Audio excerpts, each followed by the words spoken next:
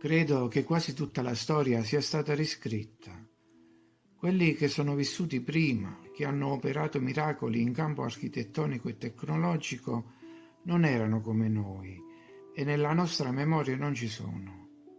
Adesso all'improvviso ci siamo svegliati e ci chiediamo chi fossero, chi ci ha nascosto la verità e cosa sono queste meraviglie che avevamo sotto gli occhi e non avevamo mai visto.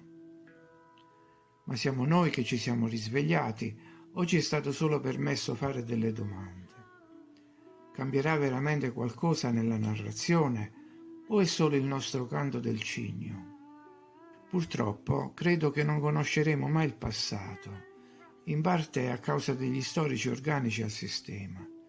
Per loro la verità non è piacevole perché, conoscendola, sorgerebbero ancora più domande a cui dovrebbero rispondere. Insomma, per loro è molto più conveniente sostenere che siamo discendenti di scimmie piuttosto che spiegare che siamo una razza importata da chissà dove e che vive sulle rovine di altre civiltà. Ma soprattutto non conosceremo il passato per un altro motivo, perché non ci sarà permesso farlo. Perché quelli che hanno sempre saputo, quelli che scrivono la storia, continueranno a bloccare la nostra presa di coscienza. Probabilmente in altri continenti a noi sconosciuti c'è qualcuno che esercita un controllo esterno sul nostro habitat. Forse il controllo avviene secondo istruzioni dirette, o forse come nel film Avatar, ma in ogni caso fanno pervenire degli ordini ai presidenti o chiunque eserciti il potere locale. Inoltre hanno un enorme esercito di scrittori fantasma in ogni paese, appositamente addestrati, i quali hanno il compito di bloccare ogni conoscenza, altrimenti le persone realizzerebbero se stessi come entità e non come massa che deve essere comandata. Perciò tutto rimarrà invariato, così com'è, nonostante le evidenti contraddizioni. Gli scrittori fantasma, infatti, non si curano di cosa ha bisogno la popolazione, ma gestiscono la realtà come se si trattasse di uno di quei videogiochi in cui a un certo punto si verifica una cancellazione e i giocatori ricominciano da capo. Si riprende, però restano in vista molti oggetti del passato, soprattutto edifici che non hanno avuto il tempo di scomparire. È probabile che, dopo aver raggiunto un certo picco di sviluppo, si verifichi sempre un azzeramento. Poi tutto riprende, solo che la civiltà successiva non è mai come quella precedente. E nemmeno gli scrittori controllori hanno la voglia e il tempo di sistemare organicamente tutti i manufatti delle razze passate. Questi scrittori, sebbene istruiti al rifacimento continuo della storia, non vanno tanto per il sottile, anche perché disprezzano le capacità di rielaborazione dei nuovi arrivati. Pur non riuscendo a modellare tutti i ritrovamenti in un unico insieme, contano sul fatto che noi utilizziamo solo un 5% dell'efficienza del cervello. Perciò il loro lavoro basta e avanza per non farci arrivare mai a conclusioni importanti.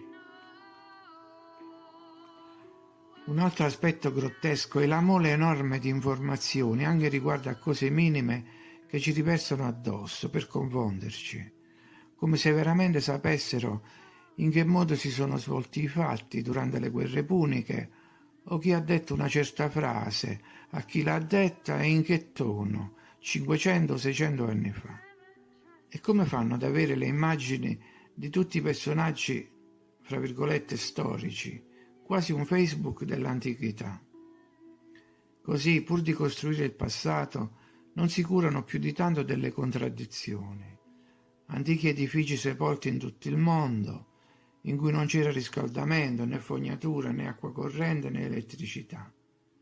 Dipinti in cui scopriamo che era sempre estate, mai inverno, e il sole splendeva costantemente. Un paradiso terrestre popolato da dei ed eroi, o personaggi che per qualche motivo portavano elmi e corazze anche quando non ce n'era bisogno. E a giudicare dall'altezza dei soffitti, delle finestre e delle porte, scopriamo che queste persone erano anche dei giganti, il che significa che la pressione atmosferica era diversa da quella attuale.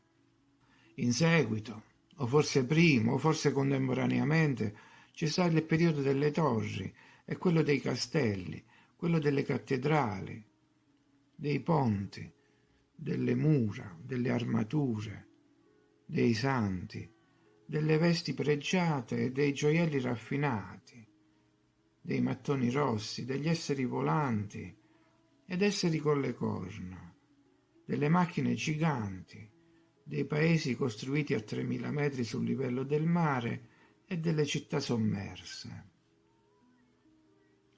Insomma, non riconosciamo un unico passato perché non esiste. Ma ora sappiamo almeno che era diverso da quello che ci dicono. Si è aperta una crepa. Tutto ciò che vediamo in giro è una specie di collage, un lavoro di incastro, e agli scrittori in tempi più recenti si sono aggiunti anche i fotografi che si sono occupati di inserire i monumenti in un contesto. Ma perché si danno tanto da fare per fingere che ci sia uno sviluppo lineare?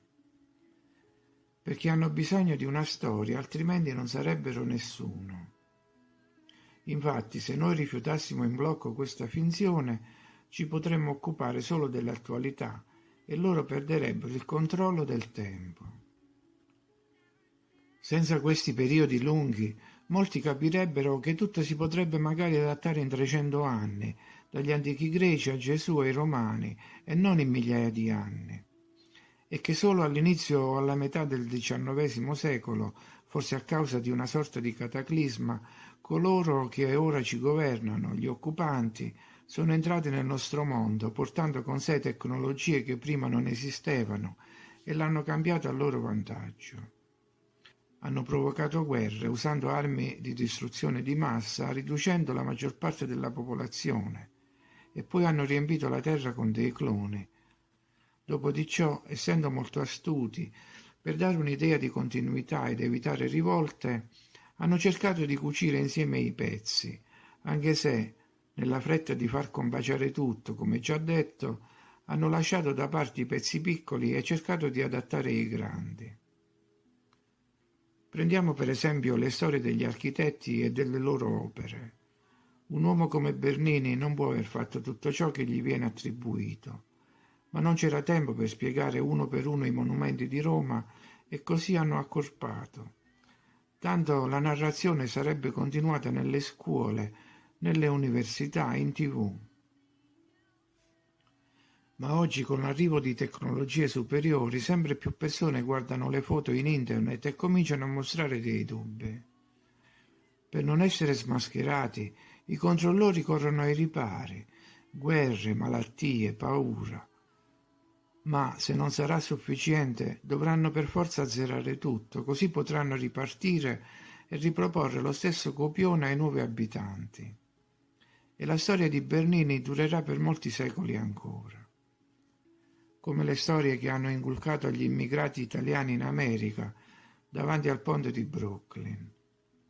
Insomma, in conclusione, viviamo sui resti di una civiltà avanzata e loro stanno ancora riscrivendo il racconto, ma già pensano al dopo, perché su molte cose si sono inceppati, non sanno proprio come spiegarle. Infatti non parlano dell'elettricità atmosferica, una tecnologia i cui dispositivi sono visibili sulle cupole e negli arredi delle città. Non sanno cosa dire a proposito delle vecchie mappe, in cui ci sono le città di Tartaria, mentre sulle carte moderne al loro posto si trovano laghi e crateri rotondi, e vacillano i dogmi che riguardano la Terra e lo spazio. Inoltre, molti capiscono che i conflitti mondiali costanti sono disegnati per deteriorare le condizioni di vita delle persone e che le popolazioni vengono allontanate dal significato di un'esistenza semplice, dai contenuti spirituali. E sebbene blocchino dall'infanzia le capacità energetiche di una persona, in tanti cominciano a supporre di essere allevati come in una fattoria per fornire cibo energetico per coloro che esercitano il controllo esterno su di noi. C'è una via d'uscita? La via d'uscita, se c'è, è molto stretta. La si può trovare solo in se stessi. Vediamo che il tempo sta accelerando, tutto sta cambiando e bisogna ricostruire il proprio universo interiore per passare a un nuovo paradigma di esistenza. Rifiutare tutto ciò che è distruttivo, praticare il digiuno informativo e informatico e tendere a ciò che è creativo, attingendo alle capacità e alle conoscenze nascoste dentro di noi. Per operare un proprio salto quantico nell'evoluzione della coscienza dobbiamo rivalutare noi stessi, ricordare noi stessi da bambini. Cosa sognavamo allora? Chi volevamo essere? Allora credevamo ciecamente nelle forze della luce.